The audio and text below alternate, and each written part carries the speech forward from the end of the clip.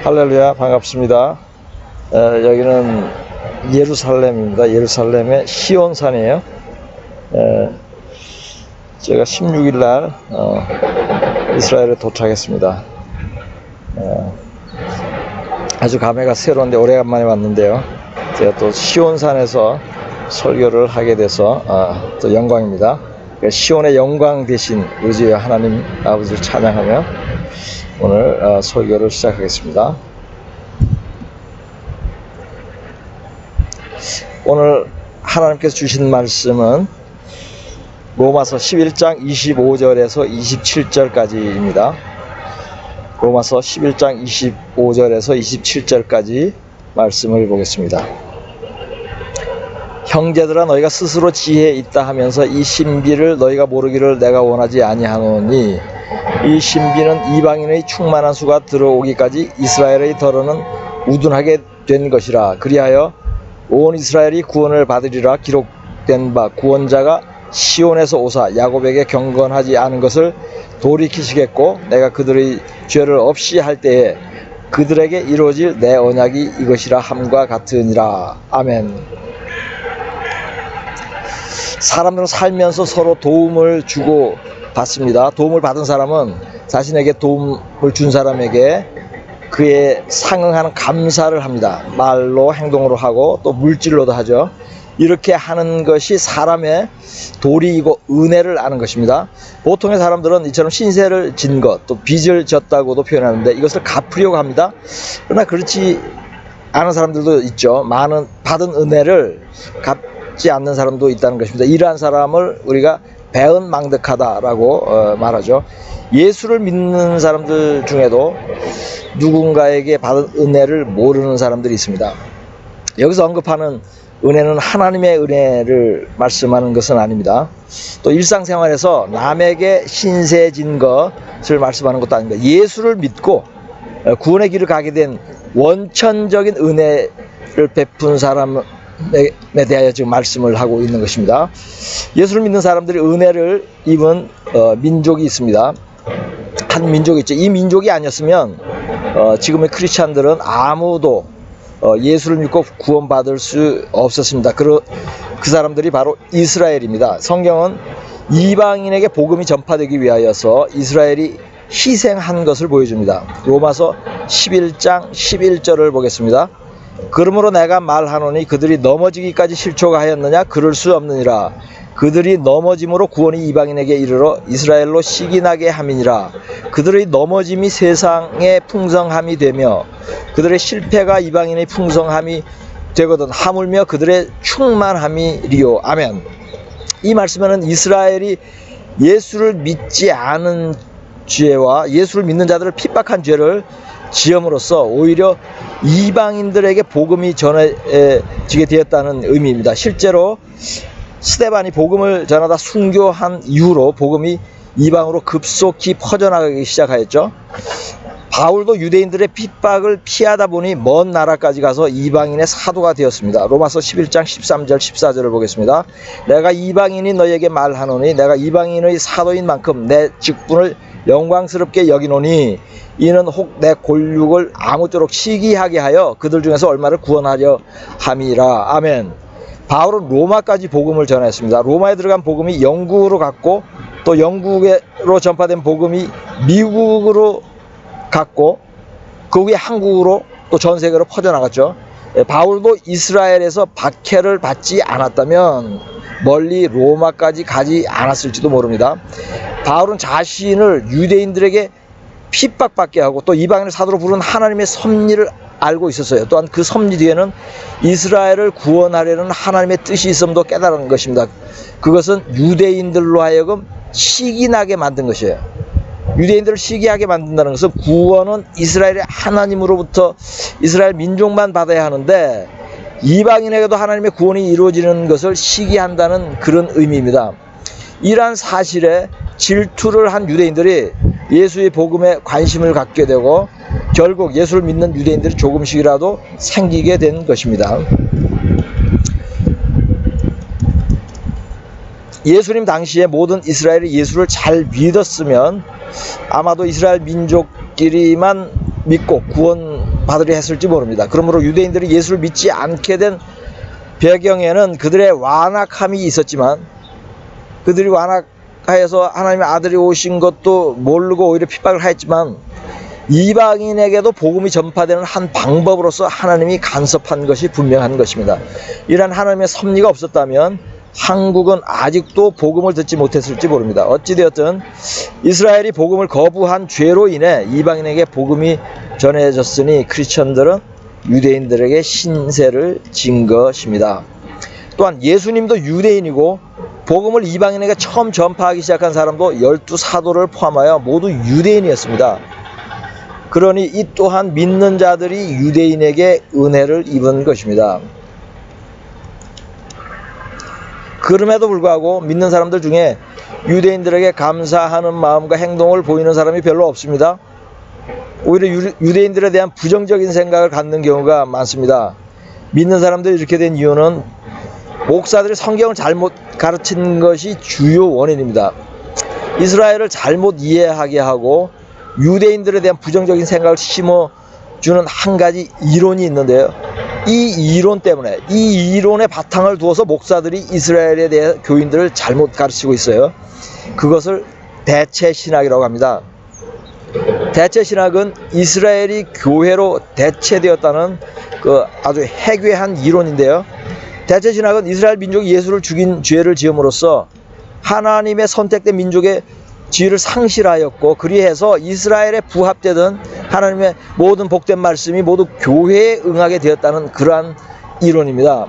유대인들이 예수를 죽인 것은 사실이죠. 그리고 그 피를 자신들의 후손에게 돌리라는 저주의 말을 하였어요. 또 그 저주가 지금까지 응하고 있는 것도 사실입니다. 그러나 하나님은 세상 끝날에 유대인들을 다시 고국 땅에 모으고 온 이스라엘을 구원하신다는 언약을 하였어요. AD 70년에 이스라엘 국가는 로마의 침략으로 없어졌습니다. 그러나 2000년 만에 같은 영토에 다시 나라가 세워졌어요. 이것은 20세기에 이루어진 가장 위대한 하나님의 예언의 성취라고 할 수 있는 것입니다. 이스라엘이 하나님의 장자된 백성이고 제사장 된 나라이고, 감람나무, 원감람나무인 것은 지금도 변하지 않았어요. 예수님이 유다 지파의 사자이며 다윗의 자손인 것도 변하지 않았습니다. 천국의 기초석에는 12 사도의 이름이 있습니다. 12문에는 12지파의 이름이 쓰여 있습니다. 12교회의 이름이 쓰여 있지 않습니다. 이스라엘의 특별함은 변함이 없습니다. 이스라엘은 교회로 대체되지 않았습니다. 교회는 교회이고 이스라엘은 이스라엘입니다. 본문 말씀은 로마서 11장 25절과 로마서 19절 20절을 보겠습니다. 로마서 11장 19절 20절. 형제들아, 너희가 스스로 지혜 있다 하면서 이 신비를 너희가 모르기를 내가 원하지 아니하노니, 이 신비는 이방인의 충만한 수가 들어오기까지 이스라엘의 덜어는 우둔하게 된 것이라. 아멘. 그러면 내 말이 가지들이 꺾인 것은 나로 접붙임을 받게 하려 함이라 하리니 옳도다. 그들은 믿지 아니함으로 꺾이고 너는 믿음으로 섰느니라. 높은 마음을 품지 말고 도리어 두려워하라. 아멘. 이 두 구절은 이방인을 구원하려고 이스라엘을 잠시 우둔하게 하였고, 이방인을 접붙이려고 원가지인 이스라엘이 꺾어졌다고 말씀합니다. 그렇다면 믿는 자들은 이스라엘에게 미안한 마음을 가지는 것이 마땅한 것입니다. 당연히 감사해야 하며 그 신세를 갚아야 하는 것입니다. 인종차별주의자들이 있습니다. 이들은 단지 인종이 다르다는 이유로 차별하고 적대시하는 자들입니다. 백인들 중에는 흑인을 차별하는 사람들이 있습니다. 자신의 민족이 다른 민족보다 더 우월하다고 여기는 것, 이런 것도 민족 차별의 그 심리 상태를 반영하는 것이죠. 2차 세계대전을 일으킨 독일과 일본인들이 이러한 사상을 가졌었고, 근래에는 한국도 한류의 붐을 타고 이러한 사상이 많이 들어와 있습니다. 아시아에서 한국민이 다른 나라들보다 우월하거나 탁월하다고 여기는 것도 IQ가 뭐 전 세계에서 제일 높다 뭐 이런 얘기들 하는데, 이런 국가적 또는 민족적 자부심이 너무 강한 것은 성경적으로 옳지 않죠. 왜냐하면 그것은 교만한 것이기 때문이에요. 국가나 민족의 위상과 상관없이 믿는 사람들은 겸손해야 합니다. 세상에는 인종 차별적인 문화가 많이 있지만 이들 중에서도 가장 오래되고 심각한 인종차별은 반유대주의 사상일 것입니다. 이 사상은 이스라엘이 망하고 나라가 없어진 때인 2000년 전부터 시작되었어요. 이것은 하나님의 섭리 아래서 이루어진 것이지만 유대인들이 당한 고통은 엄청나게 컸습니다. 유대인들은 정착한 나라마다 차별을 받지 않은 곳이 없었습니다. 1200년대 말에는 영국에서 쫓겨났고 1930년대 말에는 프랑스에서 쫓겨났고 1400년대 말에는 스페인에게서 쫓겨났습니다. 100년에 한 번씩 모든 민족이 추방을 당했어요. 국가에서. 1940년대에는 독일의 나치들에게 수백만 명이 살해당했습니다. 그리고 반유대주의 인종차별은 전 세계에서 일어나고 있죠. 유엔도 여기에 동참하고 있습니다. 이스라엘과 팔레스타인과의 분쟁이 있을 때 팔레스타인에게 편파적으로 유리한 정책을 계속 결정하는 곳이 유엔입니다. 이러한 반유대주의 사상이 실제로는 교회 안의 대체 신학에서 출발했다는 사실은 매우 충격적인 사실이죠. 교회에서 성경을 잘못 풀므로 인해 반유대주의 사상을 전파한 것입니다. 그래야 역사 이래 가장 악랄한 반유대주의자 중에 하나인 마틴 루터라는 인물을 배출하게 되는 것입니다. 유엔 전범 재판에 나온 나치 장교들이 실제로 유대인을 학살한 것은 자신들이 아니라 마틴 루터였다고 항변하는 장면을 제가 본 적이 있습니다. 이들이 이렇게 말한 이유는 실제로 루터가 유대인들을 짐승보다 못한 자들이고 죽어 마땅하다는 내용의 그런 책을 출간한 적이 있기 때문이에요. 여러분이 위대한 종교개혁가로 알고 있는 마틴 루터는 실제로 사탄의 종입니다. 그가 로만 가톨릭과 싸운 것은 잘한 것이지만 이처럼 지독한 반유대주의라는 면에서는 마귀의 자식인 것이 분명한 것입니다. 루터가 뿌려놓은 반유대주의 저주의 씨가 지금 이스라엘을 괴롭히고 있습니다. 거의 모든 목사들이 마틴 루터를 추앙합니다. 지독한 반유대주의자를 추앙하는 자체가 스스로 거짓 목사임을 드러내는 것입니다. 이 거짓 목사들은 이스라엘의 복음의 큰 시대를 진 것을 갚지는 못할지언정 오히려 이스라엘을 무시하고 폄하하는 이론을 가르치고 있습니다. 이처럼 무식하고 굳세지 못한 목사들이 교인들을 미혹하여 배은망덕한 자로 만들고 있습니다. 이들은 구약은 끝났다고 얘기합니다. 이스라엘은 실패하였다. 또 교회는 영적 이스라엘이다. 14만 4천은 성도들이다. 계시록 12장의 여자는 교회이다 라고 잘못 가르치고 있습니다. 구약은 끝나지 않았고 이스라엘은 실패하지 않았습니다. 교회는 영적 이스라엘이 아닙니다. 14만 4천은 12지파이고 계시록 12장의 여자는 이스라엘입니다. 이처럼 교회가 이스라엘을 모르고 잘못 가르치며 은연중에 반유대주의 사상을 퍼뜨리고 있습니다. 그럼에도 불구하고 선하신 하나님께서는 이러한 반유대주의 사상을 유대인들을 고국으로 돌아오게 하는 방법으로 사용하고 있습니다. 외국에서 유대인들이 핍박받게 하여 또는 상황을 위험하게 만들어 유대인들이 이스라엘로 돌아올 수밖에 없게 만드는 것입니다. 수년 전에는 유럽 국가들 중에서 프랑스에서 유대인에 대한 공격이 유난히 심한 적이 있었습니다. 그 당시에 위협을 느낀 프랑스 거주 유대인들 중에 상당수가 이스라엘로 이주를 하였습니다. 최근에는 우크라이나와 러시아에서 전쟁이 발발하여 수개월 만에 수만 명의 유대인들이 이스라엘로 돌아오는 알리야를 하였습니다. 예수님이 세상에 오기 전에 예수는 모르고 하나님만 믿는 그러한 종교가 있었습니다. 그것은 유대교입니다. 그것을 유대교라고 한다면 유대교는 기독교의 터전이 된 종교라고 할 수 있습니다. 구약의 시대에 유대교 안에서도 예수를 만난 사람들이 있었습니다. 대표적인 두 사람이 아브라함과 다윗입니다. 아브라함은 멜기세덱이라는 실제 인물로서 예수를 만나서 11조까지 바쳤죠. 창세기 14장 17절에서 20절까지를 보겠습니다. 아브라함이 그돌라오멜과 그와 함께 한 왕들을 쳐부수고 돌아올 때에 소돔 왕이 사회 골짜기 곧 왕의 골짜기로 나와 그를 영접하였고 살렘 왕 멜기세덱이 떡과 포도주를 가지고 나왔으니 그는 지극히 높으신 하나님의 제사장이었더라. 그가 아브라함에게 축복하여 이르되 천지의 주제시오 지극히 높으신 하나님이여 아브라함에게 복을 주옵소서. 너희 대적을 내 손에 붙이신 지극히 높으신 하나님을 찬송할지로다 하매 아브라함이 그 얻은 것에서 10분의 1을 멜기세덱에게 주었더라. 아멘. 살렘 왕은 평강의 왕이라는 뜻이죠. 살렘, 샬롬 그러죠. 같은 단어죠. 평강의 왕. 즉 살렘 왕 멜기세덱은 평강의 왕이신 예수 그리스도입니다. 그러므로 믿음의 아버지인 아브라함을 축복할 수 있었고 아브라함은 그에게 11조를 바친 것입니다. 다윗은 영으로 주님을 만났고 그러한 사실이 시편에 기록되어 있죠. 시편 110장 1절을 보겠습니다. 여호와께서 내 주에게 말씀하시기를 내가 내 원수들로 내 발판이 되게 하기까지 너는 내 오른쪽에 앉아 있으라 하셨도다. 아멘. 여기서 내 주는 예수 그리스도입니다. 하나님이 예수님의 한 말씀을 다윗은 듣고 있었던 것이죠. 이러한 사실로 미뤄보건대 성경에 기록되어 있지 않을지라도 구약의 시대에 예수님을 만난 사람들이 더 있었을 것이 분명한 것입니다. 구약의 인물들이 예수를 만난 사실을 언급하는 이유는 유대교와 기독교가 하나로 연결되는 것을 설명하기 위한 것입니다. 둘의 공통점은 유대교와 기독교의 공통점은 하나님이 만들었다는 것이죠. 다른 모든 종교는 사람들이 만들었습니다. 그런 면에서 유대교와 기독교는 종교라고 하기보다는 진리입니다.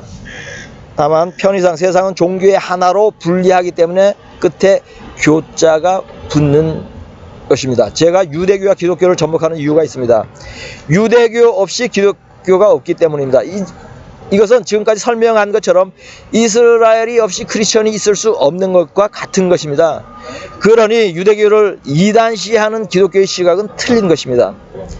구약 성경만 믿은 유대교를 무시하는 것은 구약 성경을 무시하는 것과 같은 것입니다. 구약은 끝났다라고 말하는 목사들이 부지기수입니다. 이들이 결국 반유대주의자가 되는 것이죠. 이들이야말로 계명을 지키지 않아도 예수를 마음으로 믿기만 하면 구원받는다고 가르치는 기독교 이단들인 것입니다. 구약 성경에도 예수님이 있습니다. 그럼에도 불구하고 유대교는 예수를 믿지 않습니다. 신약 성경에도 계명을 지키라는 말씀이 있습니다. 그럼에도 불구하고 기독교는 계명을 지키지 않습니다. 이렇게 하나님을 믿으면 둘 다 구원이 없습니다. 예수도 믿고 계명도 지켜야 구원받습니다. 요한계시록 12장 17절과 14장 12절을 보겠습니다. 용이 여자에게 분노하여 돌아가서 그 여자의 남은 자손 곧 하나님의 계명을 지키며 예수의 증거를 가진 자들과 더불어 싸우려고 바다 모래 위에 서 있더라. 성도들의 인내가 여기 있나니 그들은 하나님의 계명과 예수에 대한 믿음을 지키는 자니라. 아멘. 이 두 구절은 모두 계명도 지키고 예수도 믿는 자들이 구원받는 것을 보여줍니다. 때가 가까워 올수록 이 둘을 모두 지키는 자들이 늘어나고 있습니다. 유대인들 중에 예수를 믿는 사람들이 급속도로 늘어나고 있습니다. 기독교인들 중에도 하나님의 계명을 온전히 지키는 자들도 많이 늘어나고 있습니다. 안식일을 바르게 지키고 절기를 지키는 크리스천들이 점점 늘어나고 있습니다. 음식법을 지키는 크리스천들을 이스라엘에서 많이 볼 수 있습니다. 이들은 공통적으로 모든 계명을 바르게 지켜야 한다는 것을 성경을 읽고 깨달았다고 합니다. 교회에서 배우지 않았다고 합니다. 교회에서 가르치지 않습니다. 예언서에는 이스라엘이 온 열방 중에 영광을 받게 한다는 말씀이 언급되어 있습니다. 국가로 다시 세움으로써 영광을 받았고 주님 오실 때 더 큰 영광을 다시 받을 것입니다. 그것은 온 이스라엘이 구원받는 영광입니다. 이스라엘은 영토 안에 거하는 모든 자들이 주님 오실 때 모두 예수를 믿고 구원받게 됩니다. 본문 말씀 중 로마서 11장 26절은 마지막 때에 응하는 말씀입니다. 그리하여 온 이스라엘이 구원을 받으리라. 기록된 바 구원자가 시온에서 오사 야곱에게서 경건하지 않은 것을 돌이키시겠고. 아멘. 그러므로 마지막 때인 지금 외국에 거주하는 유대인들을 본국으로 돌아오게 하는 알리야 운동은 복음을 전하는 것과 같이 동일하게 유대인의 구원을 위한 귀한 사역인 것입니다. 주님 오실 때 온 이스라엘이 구원을 받는 극적인 장면을 보겠습니다. 요한계시록 1장 7절입니다. 볼지어다 그가 구름을 타고 오시리라. 각 사람의 눈이 그를 보겠고 그를 찌른 자들도 볼 것이요 땅에 있는 모든 족속이 그로 말미암아 애곡하리니 그러하리라. 아멘. 이 구절은 주님이 오시어 성도들을 데려가는 휴거가 일어난 것을 보여줍니다. 여기서 그를 찌른 자들이 바로 유대인들입니다. 이들이 땅에 남겨진 다른 자들과 함께 애곡을 합니다. 이때 온 이스라엘이 예수가 구세주인 것을 깨닫고 회개하며 애곡하는 것입니다. 휴거의 때에 온 인류가 예수님이 구세주이고 심판주인 것을 알게 되는 것은 요한계시록 6장 15절 16절에서도 분명하게 보여주고 있습니다. 땅의 임금들과 왕족들과 장군들과 부자들과 강한 자들과 모든 종과 자유인이 굴과 산들의 바위 틈에 숨어 산들과 바위에게 말하되 우리 위에 떨어져 보좌에 앉으신 이의 얼굴에서와 그 어린 양의 진노에서 우리를 가리라. 아멘. 휴거 후에 온 지구의 심판이 시작되었는데 모든 사람들이 산으로 피신하여 어린 양의 진노에서 가려달라고 말합니다. 즉 어린 양 예수 그리스도가 심판주인 것을 모든 사람이 알게 된 것입니다.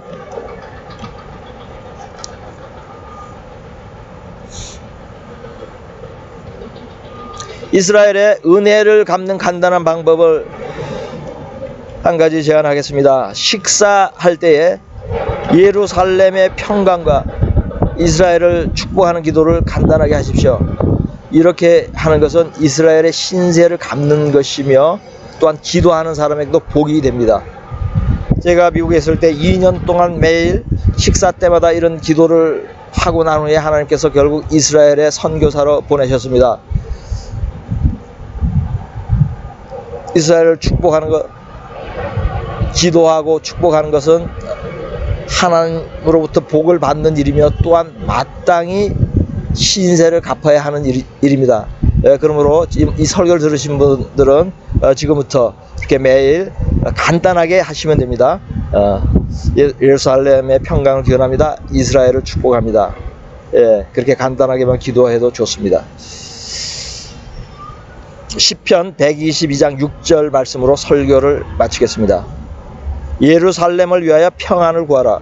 예루살렘을 사랑하는 자는 형통하리로다. 아멘.